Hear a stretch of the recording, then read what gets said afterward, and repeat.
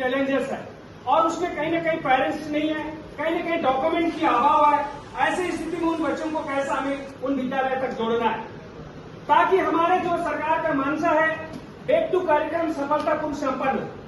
यही हमारा आप सबसे निवेदन है इस कार्यक्रम में। और अक्सर आप सभी जानकारी है कि कहीं दिक्कत भी है कि समाज में बहुत सारे नशापान, बाल विवाह, ये सारे हमारे समाज के लिए बहुत बड़े चैलेंजेस है।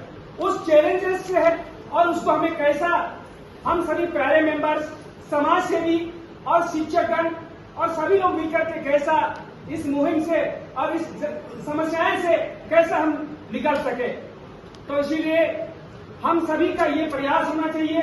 सरकार का जो मंशा है बैक टू स्कूल के कार्यक्रम में जो ड्रॉप आउट है, चीजित है और उस स्कूल को विद्यालय तक पहुंचने के साथ साथ हम कैसे क्वालिटी शिक्षा दे सके, गुणवत्तापूर्ण शिक्षा दे सके, नियमित रूप से कैसा तारा हो। इसलिए कई सारे समिति गठित की गई, एसएमसी है और एसएमसी को हमें कहीं न कहीं मार्गदर्शन की जरूरतें हैं, उनको सशक्त करने की जरूरतें हैं, ताकि उनकी भागीदारी हो, ताकि पेरेंट्स की भागीदारी हो, ताकि उससे स्कूल की जो सहयोग हो, ताकि आज की डेट में हम देखते हैं धीरे धीरे सरकारी स्कूल की तरफ से कहीं न कहीं हमारे जो है समाज में भागीदारी कम हो रही है और कहीं न कहीं हम उससे समाज की भूमिका उस स्कूल की तरफ से कैसा हमारे समाज में एक पहचान बने, यह हमारा समाज में हम सबकी जिम्मेवारी बनता है।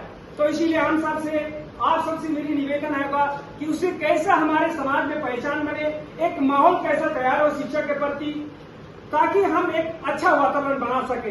हाल ही के दिन में एक घटना घटी है, मैं उस चीज को ध्यान आकृष्ट कराना चाहते हैं आप सबके बीच में। उसके लिए हमारे बीओ के साथ काफी बहस हुआ, उसके बावजूद भी उस बच्चे का क्वालिफाई नहीं हो पाया, मैंने एडमिशन नहीं हो पाया।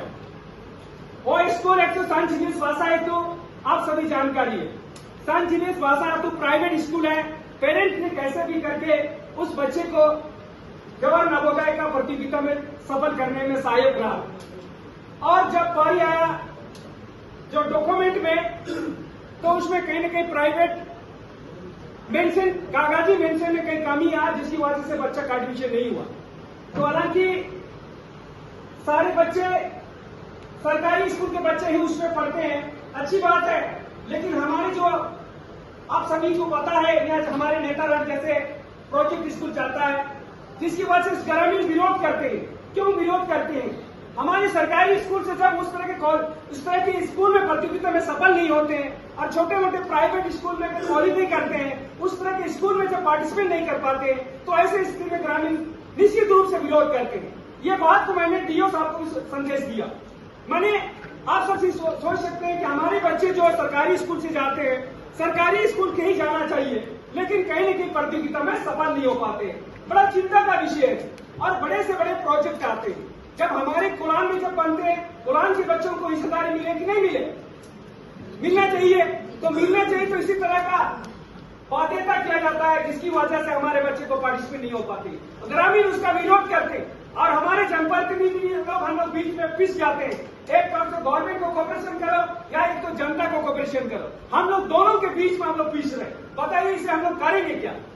ऐसी स्थिति में हमारे एक तौर से सरकारी स्कूल के स्टूडेंट हमारे उसमें प्रतियोगिता नहीं कर पाते, जो हम जिसकी जिम्मेवारी लिए हम सब, और एक तौर से प्राइवेट छोटे मोटे नॉर्मल फी लेकर के प्राइवेट से गवर्नमेंट की ओर जाते हैं, उस बच्चे को एडमिशन नहीं हो पाते। तो बताइए करें क्या इसमें? तो ऐसे स्थिति में बड़ा चिंता का विषय है। जरा सोचिए, एजुकेशन के लिए फादर लोग नॉर्मल फी लेकर के जो स्कूल चला रहे हैं और हमारे जो मधुसूदन पब्लिक स्कूल के बच्चे क्वालिफाई करके चले जाते हैं और बाल निकेतन सरायकेला के बच्चे वहां क्वालिफाई करके चले जाते हैं, लेकिन हमारे भाषा तो आपका फूट पानी के बच्चे नहीं जा पाते। तो जरा सोचिए कितना दिक्कत आता है।